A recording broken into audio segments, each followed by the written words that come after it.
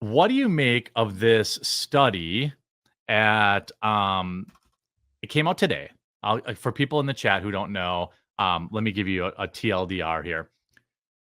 Most, according to a new study, which I'll share too, I'll go over the actual study. Most gender confused children grow out of it. Landmark 15-year study concludes, as critics say, it shows being trans is usually just a phase for kids.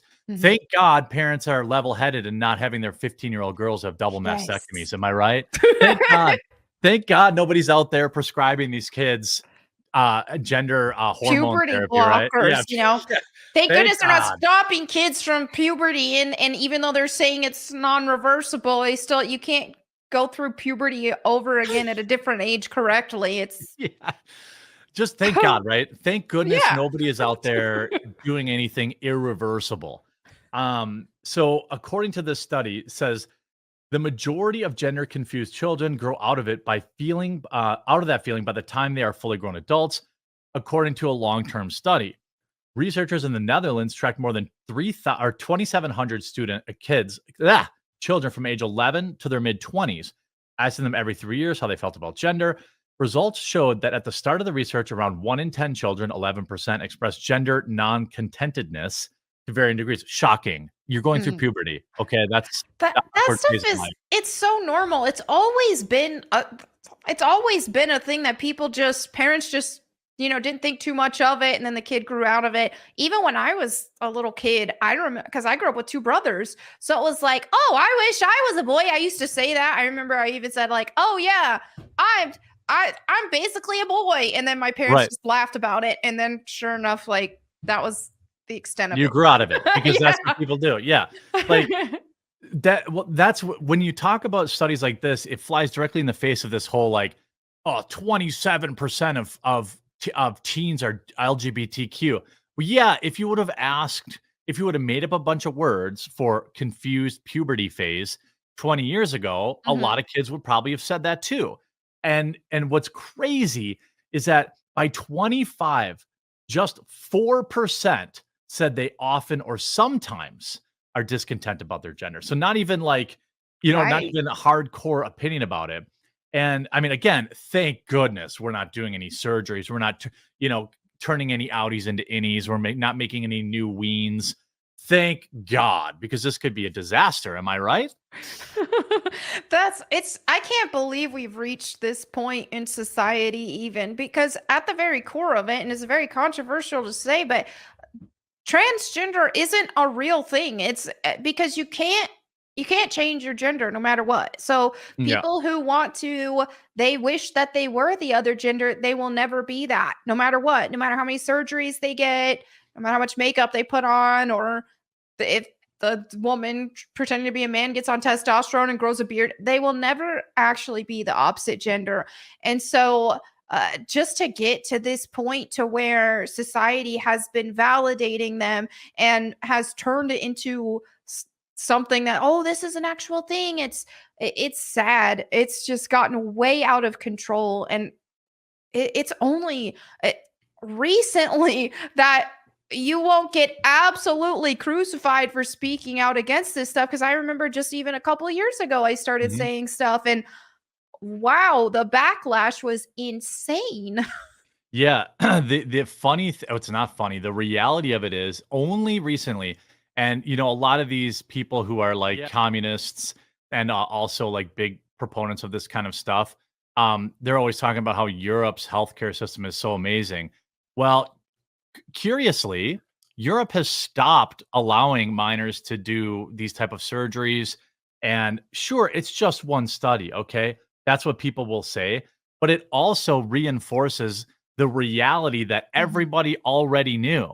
Like Yes. when I was young, like I mean, I can't say I was ever gender confused, but like whatever, like you have like different age groups. I know I think it definitely affects women more, but I Right. that could just be I could just be completely off on that, but, like, I knew a lot more tomboys than guys that were Mhm. acting feminine, I'll put it Yeah, that way. Um, that's true.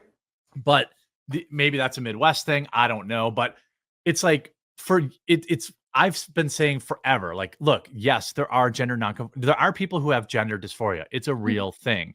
Um, However, it's not this 25% or 20% or 10%. It's not even 5%. It's not even 1%.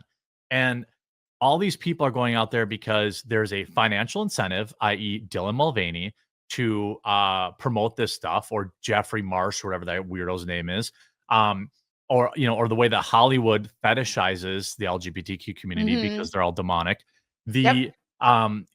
There's a monetary benefit to signing up to this religion. There is a public benefit. There is clout. There is public affirmation, positive affirmation for, I mean, it wasn't that long ago that people were literally stunning and brave for coming out as gay. Now it's like, who Yep. cares? You're gay, big whoop. What else are you? They gotta take it Like, a step further. yeah. But So, yeah, one yeah, go thing ahead. that really puts a lot of this into perspective too, and how they want to, and shows just how overblown a lot of it is that just like you said, for the most part, I've experienced the same. There's been more tomboys, like girls who like boy hobbies or whatever, are more on the tomboyish side than feminine boys. But yet, if you look at the actual transgender ratios and people who identify as transgender, you find way more men pretending to be women than women pretending to be men. And so I True. think that, oh, if this is if it's all just a mental thing, well, and if this thing with the kids, if they want to make that valid, then it would be the other way around. So, Fair point. yeah. Yeah, that's a good point. The I think that I really think that we're gonna look back at this phase in history, Mhm. 2020 to 2030, or actually really 2015 to 2025, kinda as this weird, wild era, Yep. that this is going to self-correct, because one of the things I've also talked about for a very long time is that every time I see this stuff, trans stuff, I think Mhm. my mind goes directly to those daytime commercials where they're like, "Have you ever do you have lead paint in your house?" Oh, that I didn't nail the echo, but like where they're like, "Hey, you may be entitled to a cash settlement if you do the." Mhm. That's the TV commercials that are going to be running. Did some doctor talk you into double mastectomy at 15 years old? You may be entitled Yep. what's her name? Chloe. She called in on the Disney investor call yesterday. She's a detransitioner. Mhm. And same thing, right? Like she's like, I'm suing all these people. It's like, Yeah. yeah, because normally I say, well, you made your own decision, but Mhm. these people, these kids are exposed to this, pushed into this. Yep. Then the doctors, what the doctors tell the parents, right? They say, well, if you don't, would you rather have a trans kid or a dead kid? That's what they Exactly. say. What are parents Yes. supposed to do? Yep. So Yep. they say, yeah, well, okay, well, let's do the surgery, or let's put them on hormone blockers or whatever, because I I I totally understand why parents feel like, oh my god, what if I trust this doctor? Mhm. My family doctor, I'm supposed to, and he's telling me that if I don't do this, then I'm going to lose my kid. So they Yeah. do it, they get pushed into it, even though there's no like general consensus on whether or not these hormone blockers or surgeries Mhm. actually do diddly dick in terms of changing Exactly. the outcome for this community. In fact, the percentages are very shocking after people do get these surgeries. The Reddit stories of, oh my God, I got the surgery and Mhm. now I smell like a sewer all the time. And I don't Yes. know like how many more Yes. people are there like that? And these people are gonna start suing. And what's gonna happen is somebody's gonna win big. Someone's gonna win 500 million or whatever from one of these gender surgery places, and they're all gonna go out of business. Like they're just Yep.